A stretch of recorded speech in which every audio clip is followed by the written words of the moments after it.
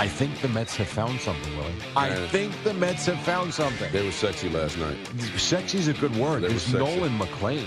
Man. I mean, you want to talk about setting a tone. And you know what? A sweep by the Phillies as they pull to it and, another game closer to the division lead. You want to talk about there's still a lot of time. You still think the Phillies might win the division, whatever. Yes, all of that is true. What this kid did, though, and has done in his 3 starts is simply remarkable. And last night, there's 2 different things that I love. Number one, he starts the game off by striking out Trey Turner on 3 straight pitches. And then you look at the 8th inning, and I'm not going to lie, when he finished the 7th, I'm like, are they going to let him pitch the 8th? I thought they were going to pull him. I know the pitch count was low, but I mean, who the hell knows in this day and age? He comes out. It looked like he started to dry up a little bit. And I was like, this is a good time to kind of say, all right, good job, kid. Let's save you. But they was like, no, let him go. Fair enough. But he goes out there for the 8th, and, you got first and third, nobody out, and I'm thinking they're going to yank him. And again, they let him pitch through it. This is what you were talking about the other day. They let him fight through it, and he winds up, you get the fly ball, you get the pop-up, and then he's out of the inning. And it was really something cool to see, and the place was electric. And another one of those nights where they're not winning only because of the home run ball. They're stringing together base hits. You had the 2-out. I think it was the 2-out RBI single from Vientos was really good to see, and then he hits the home run. That bomb. Unbelievable. And all of a sudden, the feeling of this team, the baseball season's stupid. I mean, last week when they can't, when they're losing 2 out of 3 to Washington, it's like, this team stinks. Right. Then they go and they win the first 2 games in Atlanta, but they can't quite finish the sweep. It's like, this team stinks. And then you see what they've done against the Phillies and that lineup, and they have just continued. I think it's 30-something, 38 hits in 3 games against the Phillies. I mean, really, you can't explain it. No, I think you made a good point about the 8th. I thought when Soto was able to get the ball home to keep it scoreless, and then the same out to left field and it happened again, it was good to see the team said, no, we talked about having that killer instinct. That was a great example of that right there. Which was lacking. Which was lacking. But to see it come together, and then obviously when he finished the 8th, to see everybody jumping around in the dugout, it was cool, right? Like it's good to see this team dialed in and like, no, man, this is where we're going to charge the hill, if you will. So congratulations to the Mets. Great performance last Gary Cohen said, I think it was in maybe the 6th inning, I don't remember when I heard him say it, but he said if he wins, which he did, he will be the first Met pitcher in the history of the franchise to win his first 3 starts. Oh, wow. That's incredible. When you think about, I mean, listen, I know the Mets have been around since 1910. I get that. But they've been around for a long time now, and they've had some pretty damn good pitchers. That, to me, was, I don't know, I was kind of shocked when I heard that. But, and you know what, CBS Sports Network just put the graphic up. That is exactly, indeed, the case. So he was right when he said that. The thing I like about watching him, so if you take it back to Sean Manaea and Kodai Senga. I love Manaea, but he's been tough getting going this year, as we know. And Senga just nibbles so much, and he throws a million pitches. This kid comes right after you, and he is, I think, I wrote it down because I wanted to make sure I had it proper. Out of Nolan McClain, here we go. 8 innings, 4 hits, 6 strikeouts. How about this number? 95 pitches, 3 innings, 71 strikes. Oh. This guy is throwing not on every batter, I get that, but on almost every batter, he is throwing strike 1. He's ahead 0-2, 1-2, and he's in command of every at-bat, and he is so good within the strike zone. Now, you compare that to some of the other pitchers we've watched that feels like a tooth extraction. I mean, he is a pleasure to watch. And that game moved along beautifully. He doesn't waste much time. And well, I thought you, as you started off, I thought you hit it right on the hand. Is how he started the game. He just went right at him. It wasn't no warm up, figure it out. Let me kind of ease my way through this. I thought his command was on from the jump, and I thought it set the tone for the rest of the game. No question. And now you think, big picture, as we get closer and closer to September now, you start to think about Nolan McClain. Now, I don't know that this continues. I don't know that it doesn't. These 3 games he's pitched, he's seeing new lineups. They're seeing him for the first time. So I don't know, how long this run goes. But he's highly thought of. He dominated in the minor leagues. And so far in 3 games in the majors, he has looked the part and then some. You think about Tong starting now tomorrow night against the Marlins. You think about Sproat probably on the way. And all of a sudden, and we talked about this yesterday, thinking about this game last night, you start to look at this Met pitching rotation in a much different way and this team, because all of a sudden, I don't care whether it's football, basketball, baseball, there is a renewed energy about this team because of what is coming up the pike. Right, I agree. But I also think one of the positives, as we talked about, is the fact that we were able to get through 6. And one of our guys looked strong and in command. And I think it just adds more oomph to the bullpen. Like, hey, man, we can do this. Right? This is on us. And we'll see what happens. Like, tongues up. And hopefully this isn't – I know I've been a little redundant here, but hopefully this is the momentum we've been talking about. Like, this is the surge that we need, especially as we roll into September. Well, and a big part of that, too, as we move from the pitching to the lineup, are the quality at bats they're having. And Mark Vientos, while, maybe wasn't part of building that lead, but tacked on, I mentioned the 2-out single. Think about what we've complained about with the Mets all season long, and that is hitting with runners in scoring position, getting the big 2-out hit. I came in here, I think it was with you, or maybe it was with G, whatever. That was with you on Monday. Yeah. Or even Sunday when I did the solo show. I watched the Red Sox on Saturday put great at bat after great at bat against the Yankees, and they had a lot of 2-out hits, a lot of, hitting with runners in scoring position, moving runners over, doing the little things to make sure they scored runs in different ways. And again, it is only a few days, and I get that. But all of a sudden, this team seems like, as you say, the momentum, it seems like they're starting to click on all cylinders. Aside from Ryan Helsley, who was pretty awful the other night, you are starting to get decent starting pitching. Last night, incredible starting pitching.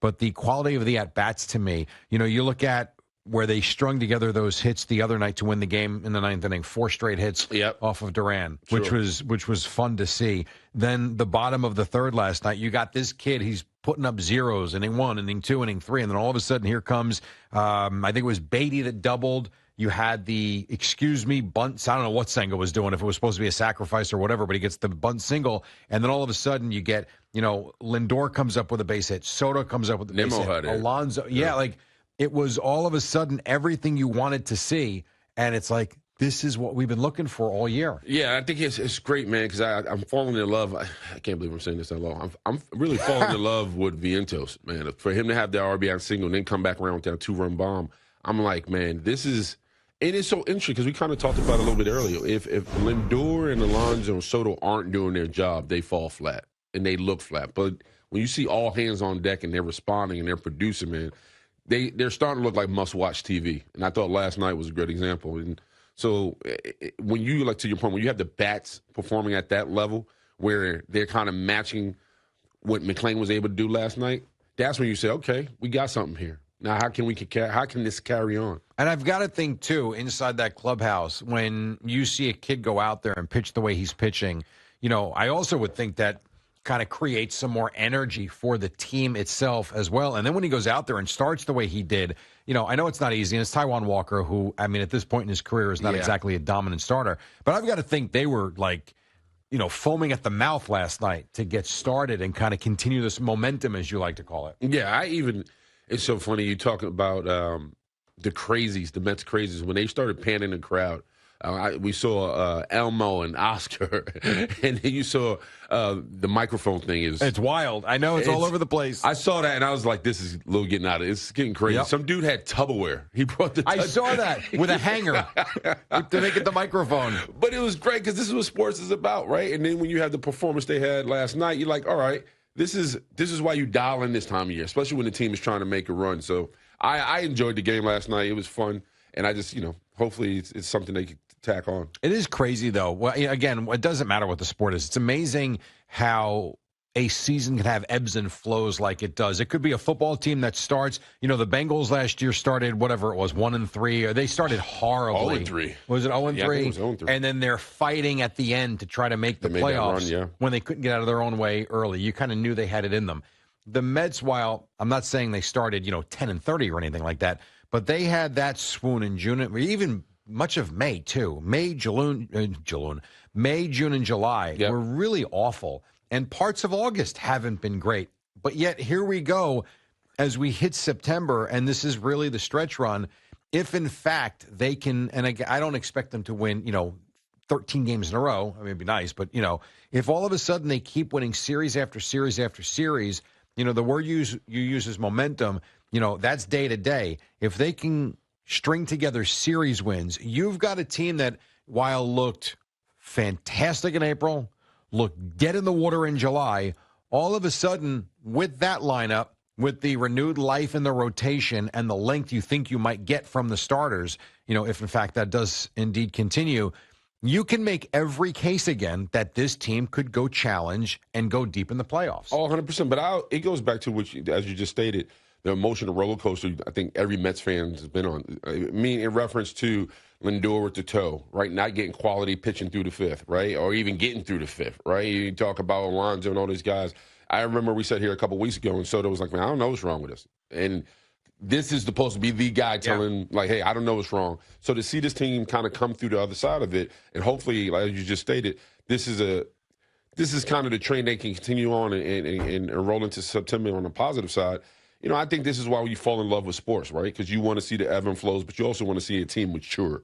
And I think we're watching the Mets mature right before us. And you mentioned Soto. I mean, it's interesting the way his first year has gone. The numbers look okay, but all season long we have said pretty much the same thing. It's a lot of solo home runs. He's been bad with runners in scoring position.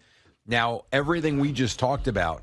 Now, on top of that, if all of a sudden this guy turns into the guy you signed that played for the Yankees last year, that played for the Nationals, that had some success in San Diego, and becomes that clutch hitter again, I mean, all of a sudden, not only is the lineup, just really good, he makes it incredibly dangerous, and that's why you're paying him the money. I get that. But it hasn't been there all season long. Lately, he has been coming through and getting big hits in big at-bats, in big spots. And all of a sudden, you look at again, it's amazing to me that I'm sitting here, after those 2 games in Washington last week where you just figure, whatever. They might make the playoffs. They're not going anywhere. And a week later, I can honestly feeling giddy about it. Yeah, I can see this team making a run all of a sudden. And again, I know it's the ups and downs, but it's just weird how week to week everything changes. Well, I also thought we didn't give him, this is tough because every time we talk about Soto, we talk about the contract, but I don't think we really allowed him to have a little bit of grace, right? Especially. But you know why, though? Why? Here's why I believe that's the case. Do you understand what I'm trying to say? I do. Okay. Because he played in New York for the Yankees last year. I agree with you. If he was coming over from San Diego or from Washington, I would think you would like to give him a few months. It took Francisco Lindor a full year. That's what I'm saying. Yes. He did play in the Bronx last year, though. Yeah. He should know the area. But I think because the way he left the Yankees, rather, now him being a Met, all the expectations that came with him, he knew he was under the biggest microscope possible. I still think we forget that they are guys, right? They are human. There's a little bit of a grace period you got to get these guys. And now we're starting to see him come into fruition. And this is why I guess I kind of agree with Boone in some aspects. You got to let a guy fight through some things, right? You got to let a guy kind of figure his own self out and also get out of his own head, which is huge for every ball player. I went through it. A lot of guys that I've ever played with, when you get locked in your head about wanting to perform, wanting to be on every time you're up, and you don't perform, you go to sleep with that. So I imagine he went through some of that. So to see him kind of show up, if you will, it's good to see. I guess the positive part of that is whether he went through it or not, we won't know unless he tells us. But if he did, he went through it while still being relatively productive. Yes. Not having the impact that you wanted him to have all season long. He was an MVP candidate. So we just thought he was going to roll over when he threw on the Mets uniform. And we've seen in his career, he's had down seasons. It's not like he's immune to it. It's just you thought last year this would be a continuation of last year. Mm-hmm. And I know he had Judge behind him last year. We've got Pete Alonso behind him this year. Right. It's not too shabby when you're talking about the the best home run hitter in Mets history. So it's not like he had to be the guy. He does, but he does have help on this team. It's not like some crappy team signed him to change the direction of their franchise. He was brought in to really be the missing piece, I would think. And that's fair. But I also think, to your point, when you look at what was behind him when he was wearing the pinstripes, to where even Alonso, to your point, listen, he's the leading home run leader for the Mets. I do think right now, I think there was still in my head how I would think about it, that he had to be the guy, right? And this is on him now, solely because of what happened with the contracts and all the hoopla around it. So to see him settle in, I think, is just rewarding, especially if you're Mendoza. So. Yeah, no doubt. And so now for the Mets, they've got a Marlins team coming in that they can, we talked about the Yankees, and we will talk about them coming up in a little while. This is, while not a bad team, by no stretch are they a bad team, but this is a team you want to continue this momentum and continue the homestand and play well against. And, when you look at, I guess it's going to be Clay Holmes is going to pitch tonight before we actually see Tong tomorrow. If they can win this series now, you really got something. And the other thing, too, you talk about getting out of your own head. The Phillies, even watching, because everyone loved posting this Phillies post game all over social media, the one thing Ricky Batalico keeps saying, I think it's Ricky Batalico, is that there's no doubt, like the Phillies are thinking about this. It's 10 straight losses now at Citi Field going back to the postseason. And even the host on that show said, if we come back here in the playoffs, there is no doubt that they are going to be thinking about Citi Field as a house of horrors for them. So it's interesting, talking about playing and getting in and out of your own head. It's in the Phillies' head right now. Oh, I've played in ballparks, not ballparks, but stadiums like that where you just like, man, you walk, like, for some reason, anytime we would travel out to Oakland, no matter, I'm talking about Steelers and Jets, there was just this feeling. I was like, oh, I just know this is, I don't know if it's because it was the long West Coast trip. I always thought the Oakland Radio Stadium sucked, you know what I mean? But I just never felt like it was always going to be a good outing. It was just this black cloud I always had in my head about that stadium and the team alone. And sometimes we came out on top, but most of the time I didn't. And so I get that aspect of it. It's funny how some stadiums you have, you don't play well in, or just some teams, no matter how good or bad they are, they just seem to have your 100%. Number. And that does certainly happen from time to time.